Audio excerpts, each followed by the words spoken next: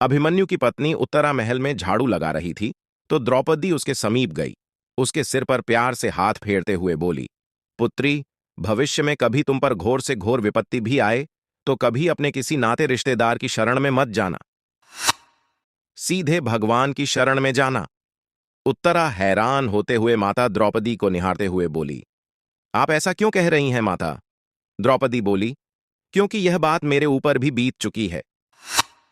जब मेरे पांचों पति कौरवों के साथ जुआ खेल रहे थे तो अपना सर्वस्व हारने के बाद मुझे भी दांव पर लगाकर हार गए। फिर कौरव पुत्रों ने भरी सभा में मेरा बहुत अपमान किया। मैंने सहायता के लिए अपने पतियों को पुकारा मगर वो सभी अपना सिर नीचे झुकाए बैठे थे। पितामह भीष्म, द्रोण, धृतराष्ट्र सभी को मदद के लिए पुकारती रही मगर किसी ने भी मेरी तरफ नहीं देखा। वह सभी आंखें झुकाए आंसू बहाते रहे। सबसे निराशा होकर मैंने श्री कृष्ण को पुकारा, आपके सिवाय मेरा और कोई भी नहीं है। तब श्री कृष्ण तुरंत आए और मेरी रक्षा की।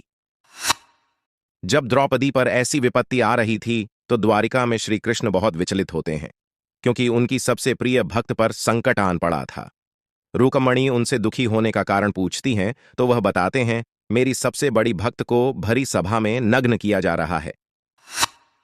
रुक्मणी बोलती हैं, आप जाइए और उसकी मदद करें। श्री कृष्ण बोले, जब तक द्रौपदी मुझे पुकारेगी नहीं मैं कैसे जा सकता हूं? एक बार वो मुझे पुकार लें तो मैं तुरंत उसके पास जाकर उसकी रक्षा करूंगा।